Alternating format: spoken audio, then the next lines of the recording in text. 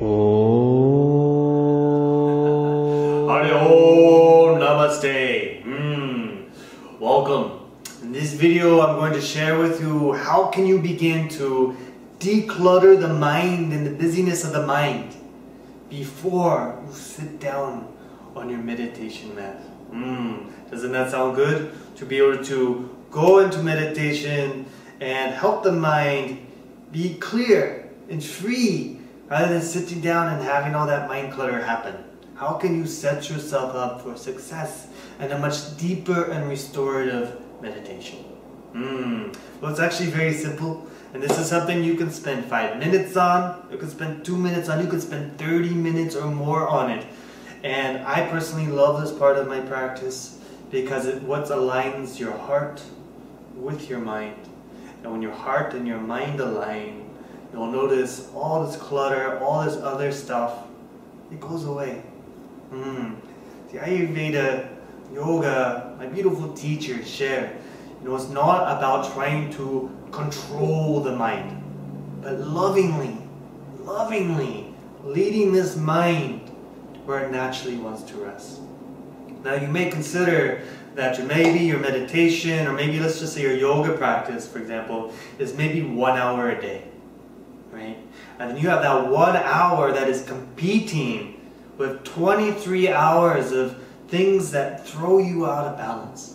You have social media, you have the news, you have your own inner critic, you have drama and other people, you have music, you have TV. Everything seems to be designed to grab our attention and pull us away. And so it's competing with that 1 hour. Or for meditation, maybe it's only 20 minutes. Right? So you see, there's the scales a little bit off balance. And you can also see why this is so important to continue your practice and have it as a daily practice, maybe even multiple times a day. I meditate, sometimes it's only 20 minutes. I do it maybe 2, 3, sometimes 4 times a day, because I'll notice how my energy is beginning to become unbalanced. Where there seems to be more confusion, or I get pulled into the stream, the river of life. And so I take a pause, and I come back into my meditation.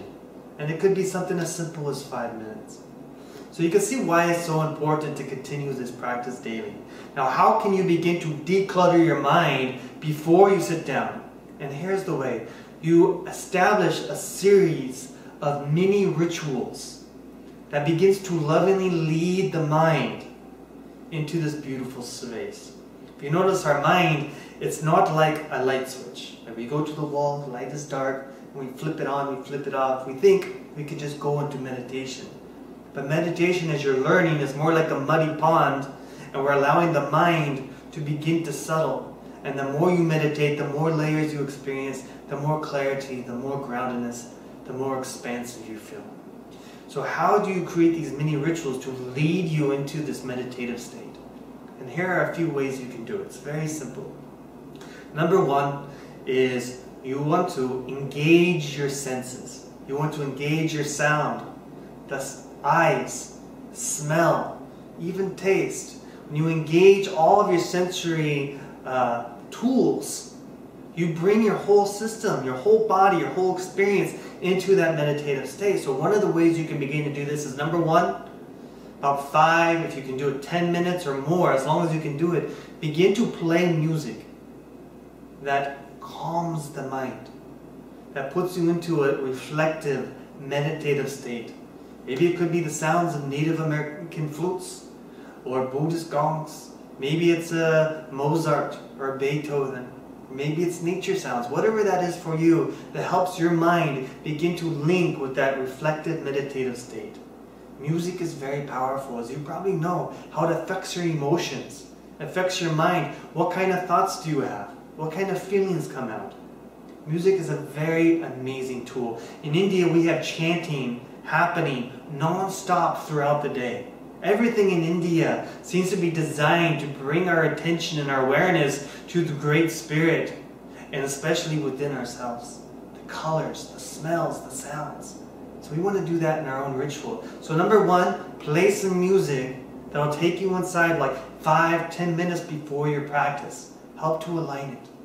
Now the other thing I do is, one of the first things I do is I go to sit down on my mat, I take a candle and I light the candle. And as I light the candle, I make sure it's very mindful, very deliberate, very intentional with lighting this candle. And as I light the candle, I say a prayer. I say a mantra. What I say personally, and you can find your own mantra or way of saying it, but what I say is, I give gratitude to my teachers. I say, thank you so much for being the light within the dark, showing me the way. I give honor to all of my teachers throughout my life and say thank you to all who have led me, guided me, who have shown me the way.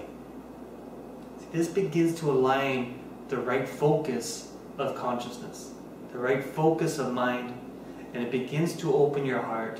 And when you align these two, that's when you begin to come centered and fully present in the moment of what you're doing. See, these are rituals. Now, a ritual is that which concentrates your awareness into what you are doing. So by playing the music, then 2, light a candle very intentionally and deliberately. Honor your teachers or whatever prayer you might have that opens the heart and brings your mind in.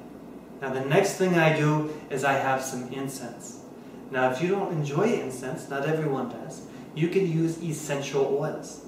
Essential oils could be like myrrh, frankincense, lavender, basil. These things help to align, heighten the senses, and bring you in. So you might find the scent or smell that's best for you. Now what I do is, you can apply it on your hands, you can apply it onto your third eye, apply it on your body or what have you. Now if you're doing it with incense, what I do is I light the incense and I do a quick prayer with the incense. And what I say is, I say thank you to all those teachers who have come before me, all those who have walked the path before me. I say thank you so much for all those who walk with me, including you. Every people we don't even know who is honoring this sacred path. And I say thank you to all those who will come after me to keep this path and this wisdom available to all. See, each step is one layer leading the mind to a deeper and deeper level of being fully present in the moment. These mini rituals helps to declutter the mind and bring you into that sacred focus. So again, you could use incense, you could use essential oils, and say a prayer. Bring in that magical intention with what it is you are doing in the present moment. Now another thing that I do that helps me is, before I sit down in meditation, I have the music going. I make myself a very special cup of tea. And it's a tea that I just usually have just before my practice. So again, it's taking my taste buds, it's creating the smell, it's creating the sensation. Now here's the beautiful thing. As you do this every single day, you are conditioning your body, you're conditioning your mind and your heart to begin to go into this space on routine. There's a story of my papa. And Papa lived in Minnesota, where there's many, many, many lakes. And he would go out, he told me how he'd go out to a lake, and he would teach the fish to come to the surface of the river. And the way he did that was, he would blow a whistle. And then he would throw fish food out into the lake. And after doing this so many times, all he would need to do is blow that whistle, and then the fish would automatically know food was coming, so they would come to the surface of the lake. Likewise, when you do this process daily, even multiple times, and if you can do it at the same time every day, you are conditioning your body and your mind. This is your time to come back within yourself, to restore, become clear. So even if you don't do your meditation, your body will be trained, your mind will be trained, your heart will be trained to be on this automated process that is life-affirming and supporting you. I like automated patterns that support me. Yes, please.